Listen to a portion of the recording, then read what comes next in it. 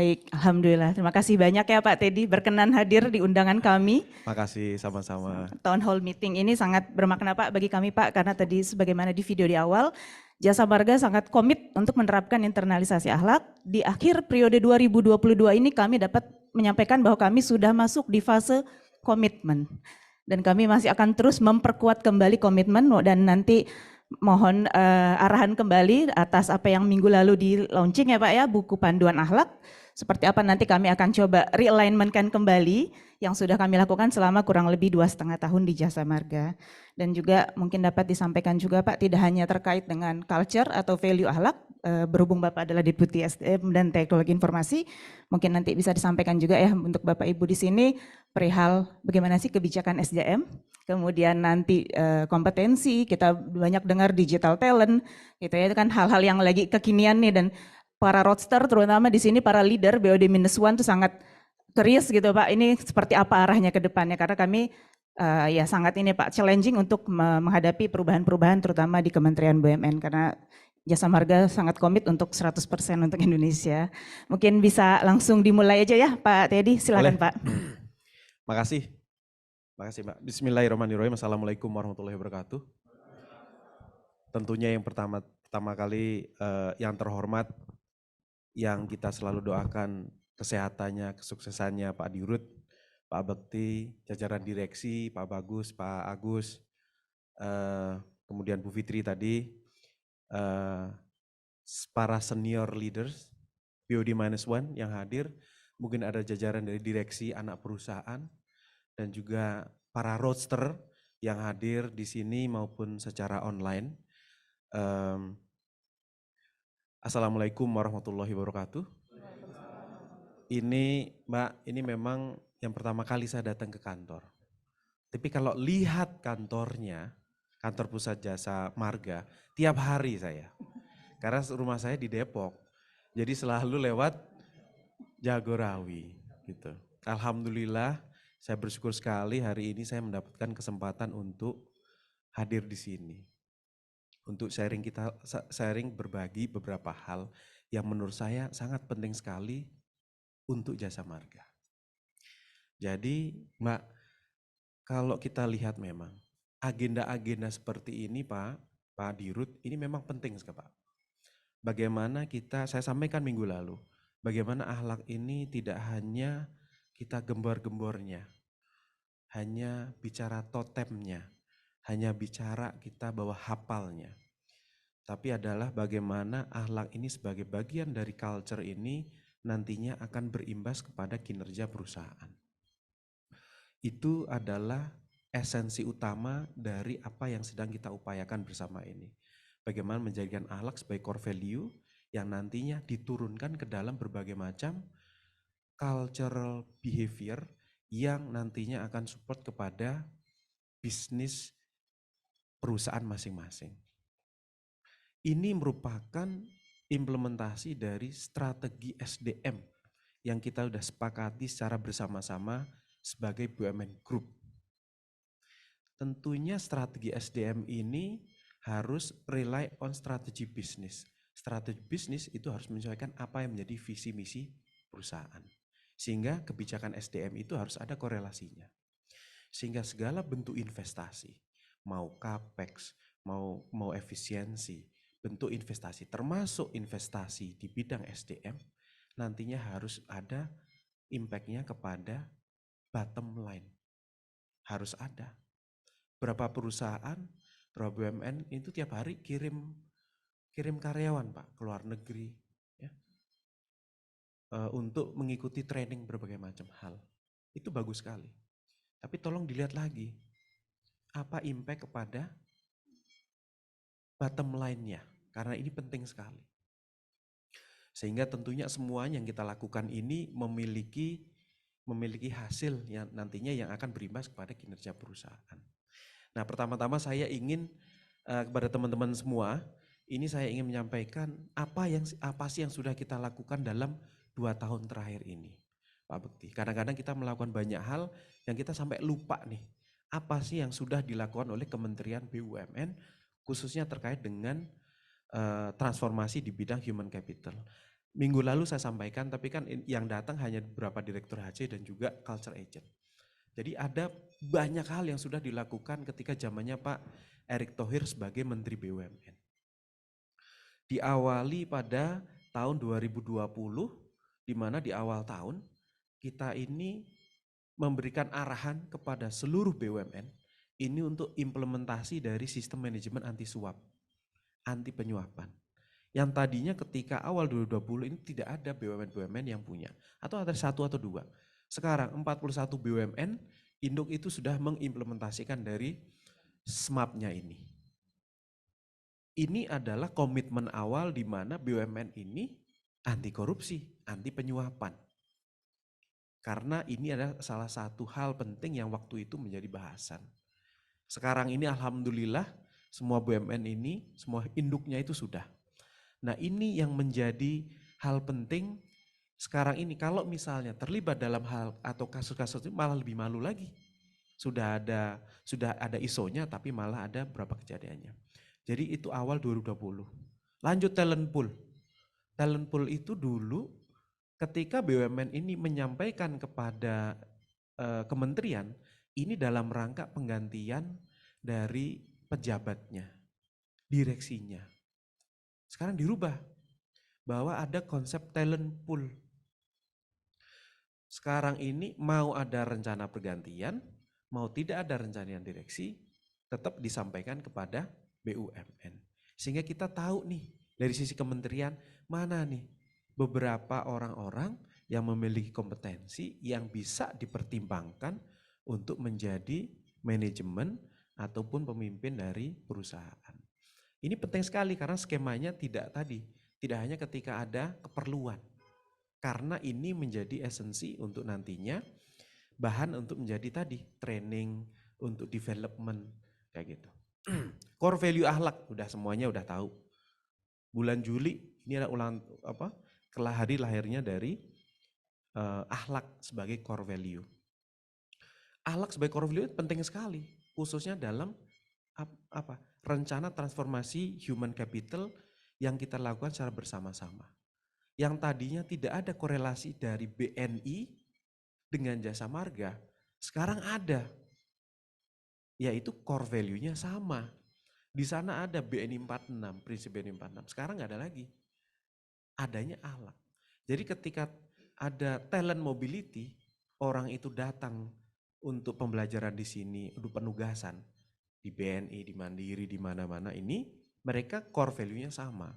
Mereka tidak perlu memikirkan atau pembelajaran apa sih perusahaan ini tuh apa yang menjadi value, apa yang dipentingkan, apa yang menjadi perhatian dari direksi, dari pimpinan. Enggak, kok sama. Bahwa amanah itu penting, kolaborasi ini penting, Pak. Core value akhlak. Penetapan EVP penting juga. Employee value proposition ya. Kemudian juga pengelolaan dan pemberhentian dari Dewan Komisaris.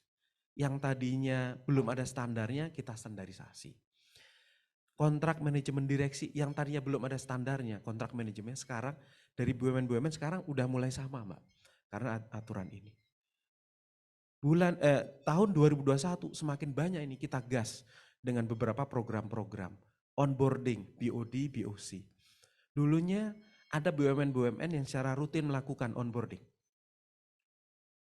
Tapi ada beberapa BUMN yang tidak. Jadi experience direksi, experience komisaris dalam menjajaki atau menduduki jabatannya bisa beda-beda. Sekarang sama. Sekarang mendapatkan pencerahan yang sama, mendapatkan pembelajaran yang sama. Onboardingnya, semua BUMN sama. Nah ini yang menurut saya penting karena standarisasi BUMN ini beda-beda. Ini merupakan salah satu wahana, sarana untuk standarisasi. Semuanya punya experience yang sama. Juli, persyaratan dan pengangkatan pemerintahan direksi. Yang tadinya itu hanya melalui surat, sekarang jadi permen. Ditata kelola pergantian dari manajemen kita perbaiki. Evaluasi kinerja dari Dewan Komisaris kita lakukan. Kemudian juga untuk organ pendukung Dewan Komisaris yang tadinya tidak ada peraturannya, sekarang dikasih peraturannya. Lanjut 2022, CFO School. Yang tadinya belum pernah ada sekolah untuk CFO, untuk para CFO kita sekarang jadi ada. CFO ini merupakan ujung tombak untuk tadi keuangan dari perusahaan. Banyak perusahaan-perusahaan ini Mbak, jago dari operasinya. Karya-karya ini semuanya jago dalam melakukan operasinya. Tapi mengelola cash flow itu perlu kompetensi yang berbeda. Nah ini yang kita di kementerian kita merasakan itu penting. Sehingga CFO ini perlu memiliki kompetensi yang sama. Sehingga ini ada CFO School yang kita lakukan. Gitu ya, CFO School. Kemudian kita juga lakukan nih waktu itu, awal tahun ini, riset kajian dengan BCG. BCG saya panggil, tolong saya minta tolong. Pro bono ya, ini BCG tolong dibantu. Kita ini 10 tahun ke depan dari sisi SDM, kita tuh apa yang akan berubah. Mana job function yang akan berubah, mana yang akan naik, mana yang akan berkurang. Karena ini penting sekali untuk membantu atau membuka mata para direktur HC apa yang akan terjadi 10 tahun kemudian di berbagai macam sektor. Alhamdulillah mereka mau membantu, Mbak. Jadi kemarin dilakukan awal tahun ini. Jadi sekarang saya bisa melihat Mandiri itu sebagai sebuah perusahaan perbankan, financing. 10 tahun lagi mana job function, job family yang akan nambah. Dan juga mana yang kurang. Jasa marga pun juga sama, saya juga tahu. Nah ini nantinya harapannya adalah menjadi enticement kepada jajaran direksi, kepada manajemen untuk melihat bahwa sekarang ini rekrutmen itu tidak hanya sekedar untuk mengisi jabatan kosong. Bahwa rekrutmen ini nanti diarahkan untuk tadi persiapan kepada transformasi sesuai dengan sektornya masing-masing. Karena ini penting sekali. Sehingga strategic workforce planning ini tidak hanya sebagai sebuah master plan, tapi benar-benar dapat dilaksanakan dengan baik. Apalagi? Relawan bakti. Nah, relawan bakti kemarin kita, mungkin pada nggak tahu nih kalau pada senior leaders ya, tapi kita undang nih beberapa teman-teman kita minta untuk ikut serta kegiatan CSR dari BUMN. Ini yang di luar unit dari TJSL, diberikan kesempatan. Biar apa? Biar mereka tahu nih, apa sih yang dilakukan oleh BUMN ini. Dan juga ini penting sekali juga, yang ikut itu, karena di luar dari unit TJSL mungkin mereka kerjanya di meja aja. Tiba-tiba ketika jadi relawan, mereka harus menjadi spokesperson dari perusahaan. Tiba-tiba mereka bilang, oh saya mandiri punya tugas apa segala macam di depan masyarakat.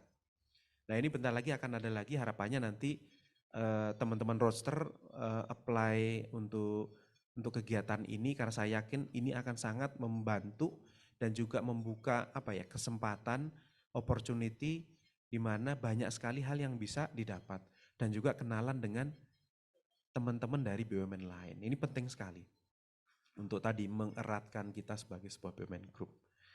Respectful workplace policy tadi saya dikasih tahu tadi, video tadi, alhamdulillah. Ini kan merupakan salah satu apa yang dilakukan oleh Jasa Marga. Ini merupakan kebijakan dari kementerian bagaimana kita ingin menciptakan ekosistem atau lingkungan kerja itu yang harmonis, yang respectful, dan ini tidak hanya masalah gender. Gender tentunya harus tidak lagi menjadi batasan. Perempuan tidak lagi batasan untuk meraih ke tampuk pimpinan, dan ini merupakan arahan dari Pak Menteri nih. Perempuan-perempuan kita juga hebat-hebat semua. Tapi tidak hanya ini, respectful workplace policy. Termasuk juga teman-teman disabilitas, harapannya mendapatkan kesempatan juga. Dan kalau kita bicara terkait misalnya bullying itu kan tidak hanya bicarain orang atau membuat orang sakit hati. Mendiamkan orang saja itu bentuk bullying. Atau kalau ada orang diem aja, atau ada orang pergi gitu. That's bullying. That's not respectful. bagaimana ini tim bisa kolaborasi, bisa kompak kalau masih ada culture yang seperti itu. Bagaimana kita bisa kolaborasi kalau kita nggak kompak? Gimana kita nggak kompak kalau nggak komunikasi? Gimana kita nggak komunikasi kalau nggak kenal? Jadi rentetan itu harus ada. Baik sebuah unit maupun sebagai sebuah perusahaan secara umum. Lanjut, akhlak culture journey.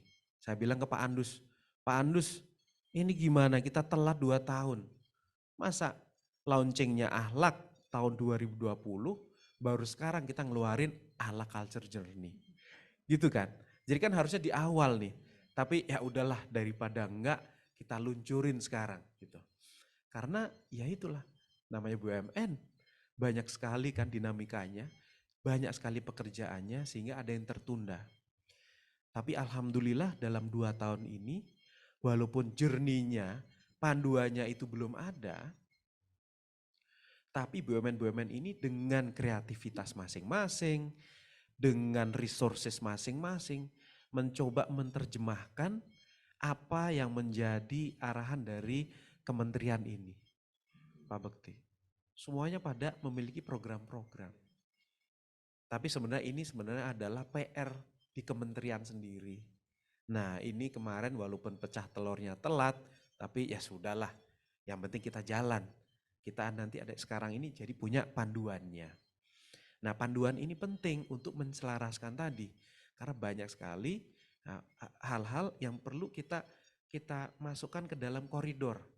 Nah akhlak culture journey ini ada bukunya, ada panduannya ini yang menjadi penuntun dari BUMN. Nanti saya akan menyampaikan hasil survei, tapi nggak usah kaget, tapi ini menjadi pemicu untuk kita semua. Nah, lanjut kebijakan pensiun karyawan. Nah, ini penting juga nih, PP 23 tahun 2022. Pak Menteri, Pak Erick Thohir pasti tahu semua, pengennya yang muda-muda dapat kesempatan. Pengennya mendapatkan kesempatan untuk meraih tampuk pimpinan. Saya sampaikan ke Pak Menteri, Pak, ini kalau sudah jadi direksi, sudah putus hubungan sebagai karyawan. Kasihan. Selama 10 tahun, 15 tahun sebagai karyawan, banyak sekali investasi yang sudah dilakukan oleh BUMN untuk mendidik, mendevelop karyawan yang bersangkutan. Nah, kalau misalnya sudah menjadi direksi, status karyawannya selesai, kalau misalnya dalam penugasan sebagai direksinya selesai, maka dia tidak bisa kembali sebagai direksi. Nah ini kan kasihan. Job security yang perlu kita tingkatkan lagi. Sehingga alhamdulillah beliau setuju Pak. Jadi di PP-nya ini kita lakukan perubahan PP-nya itu PP tahun 2005. Nah alhamdulillah dengan PP yang baru ini, karyawan kalau menjadi direksi kurang dari 50 tahun, status karyawannya tetap. Sehingga kalau terjadi apa-apa, selesai penugasan sebagai direksi, atau selesai belum waktunya, tetap masih bisa sebagai karyawan. Nah, ini transformasi yang coba kita terus lakukan. Lanjut, relawan bakti tadi. Kemudian ini ada permen ya. Ini arahan dari Pak Menteri. Tadi waktu saya nggak banyak di sini sebagai menteri. Saya ingin sepeninggal saya, kalau memang sudah orang-orang yang memang tidak memiliki kompetensi, memiliki catatan buruk, harapannya tidak kembali ke BUMN. Sehingga kita sekarang lakukan, ada daftarnya, ada rekam jejak dari calon direksi. Ini untuk jagain. Sekarang nggak menjabat tapi nantinya tiba-tiba menjabat lagi.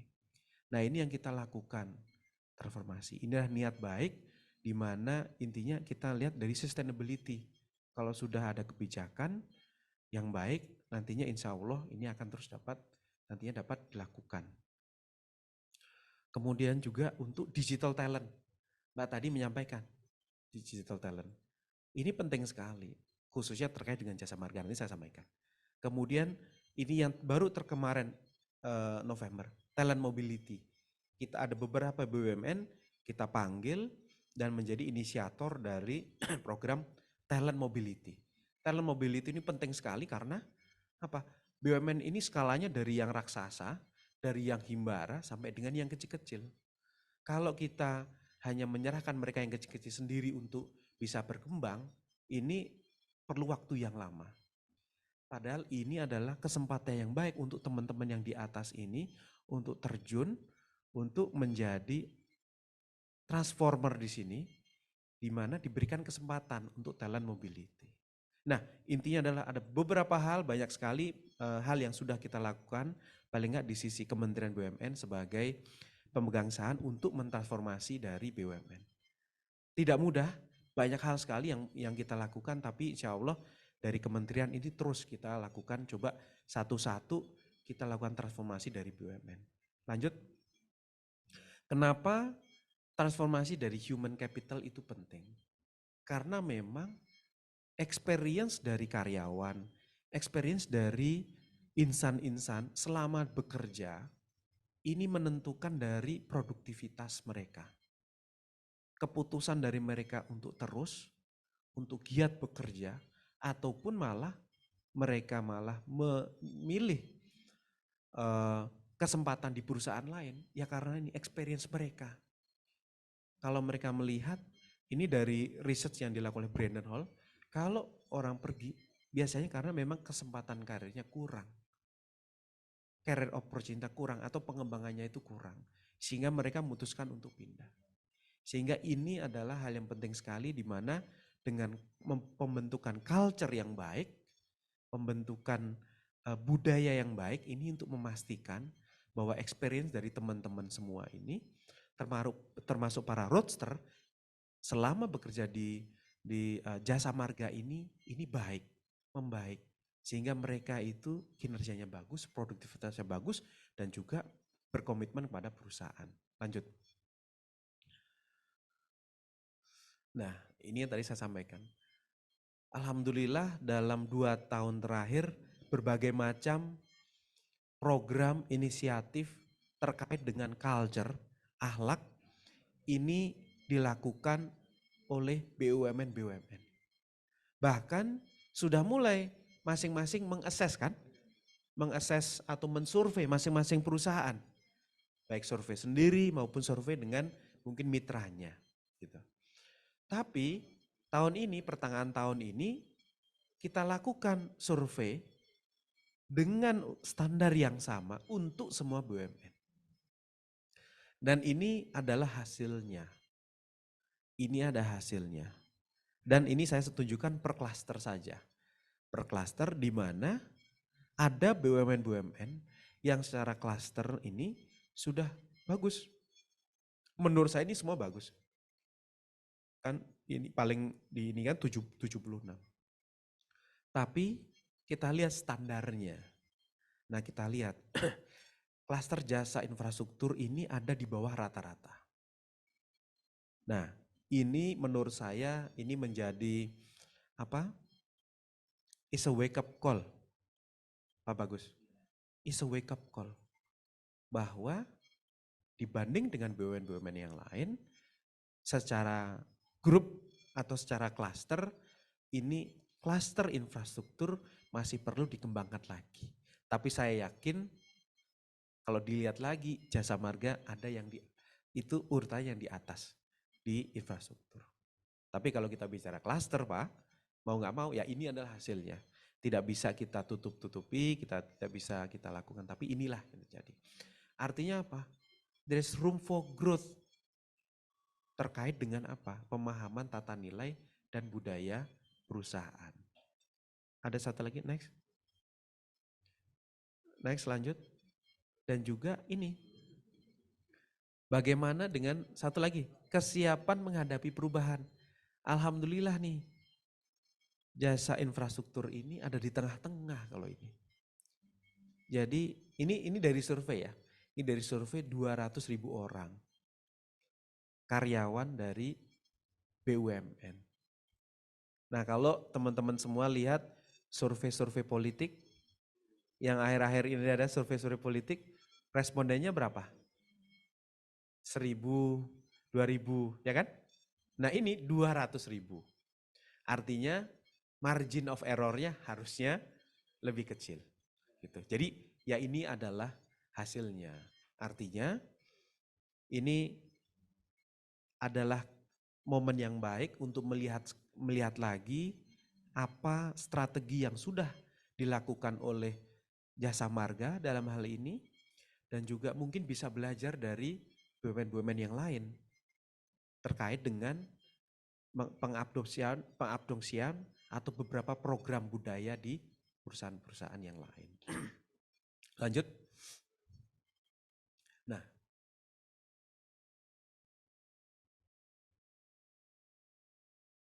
culture atau budaya perusahaan ini banyak sekali peran dari leadernya. Jadi peran dari leaders ini sangat penting dalam pembentukan budaya perusahaan. Setuju? Setuju ya? Jadi peran leaders ini sangat penting sekali, Pak Bekti.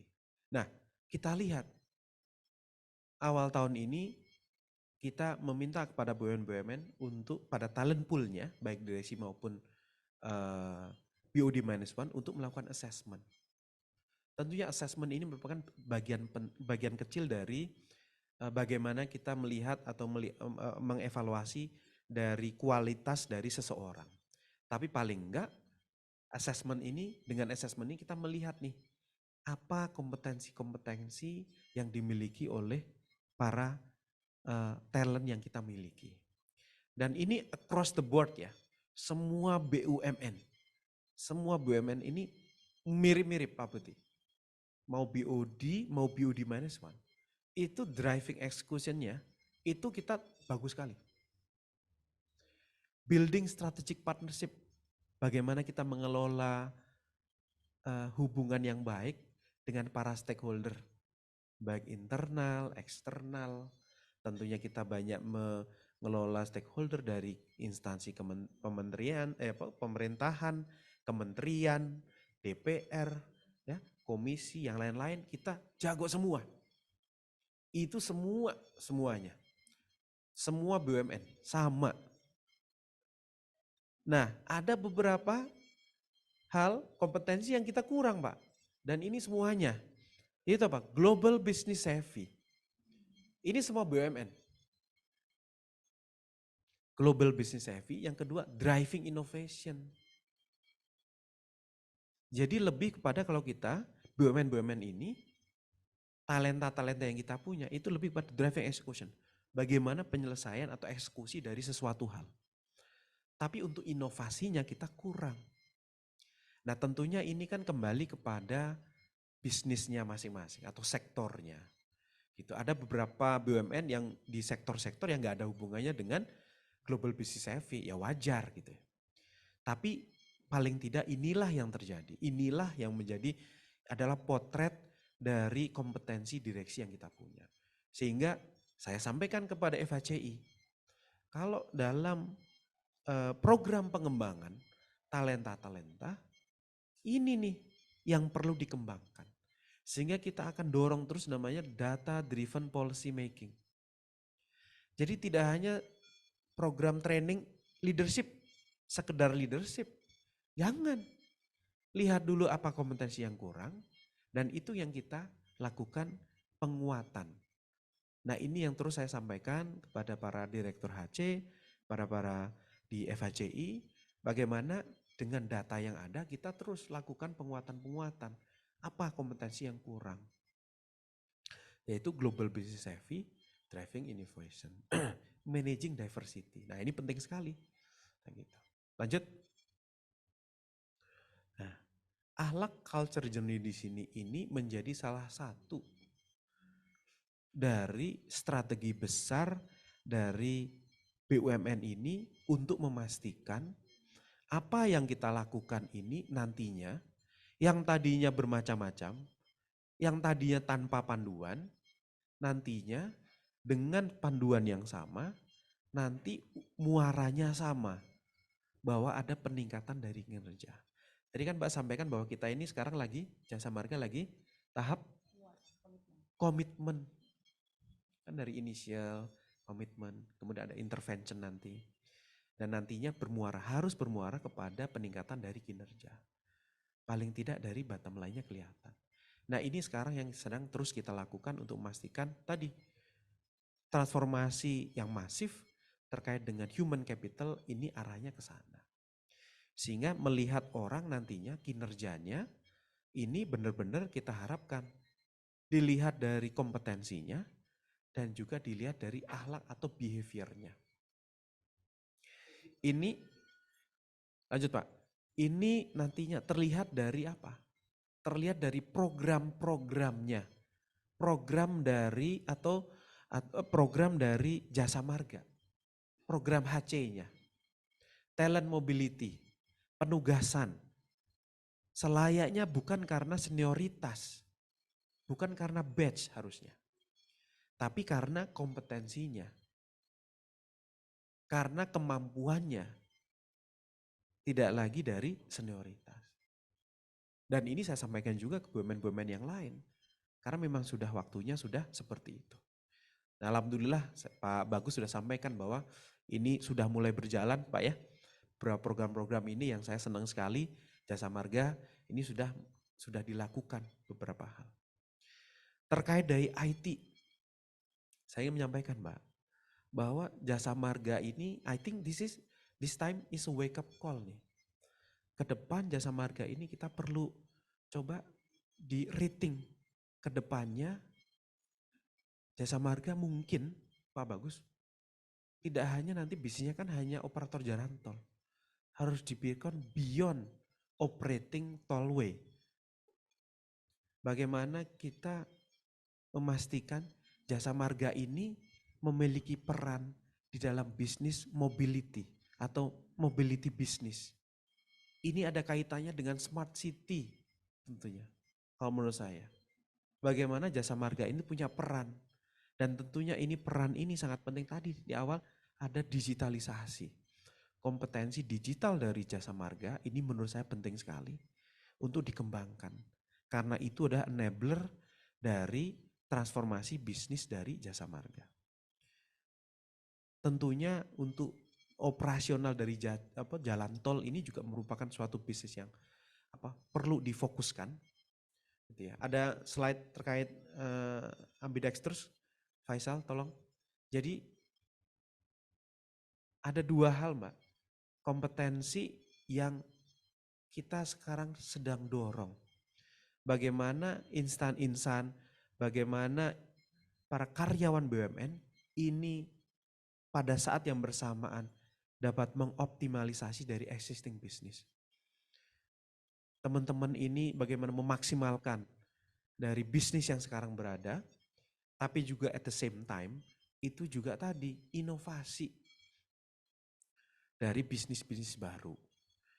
Nah, ini kompetensi seperti ini yang jarang orang adanya biasanya dan tercermin dari data itu biasanya difokus di satu, eksekusi saja tadi. Yang kita perlukan ke depan, bagaimana kita bisa mendevelop, bagaimana bisa menumbuh kembangkan kompetensi di mana satu orang ini memiliki kemampuan, kompetensi untuk peningkatan dari bisnis yang sekarang, tapi juga tadi ikut memikirkan dari inovasi-inovasi bisnis di masa depan untuk perusahaan.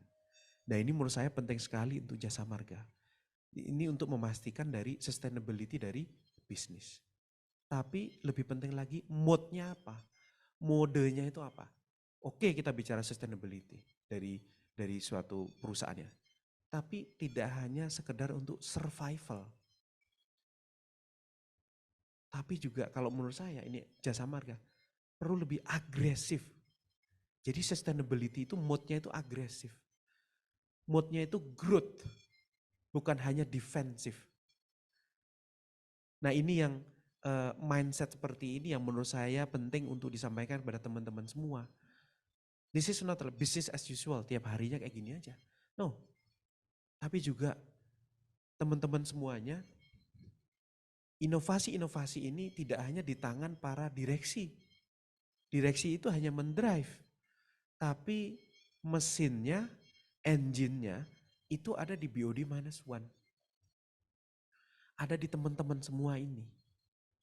Ada di para roadster yang muda-muda ini untuk inovasi-inovasi bisnis dari jasa marga. Direksi itu mengarahkan, tapi inovasi-inovasi teman-teman yang muda itu lebih jago daripada para direksi kita.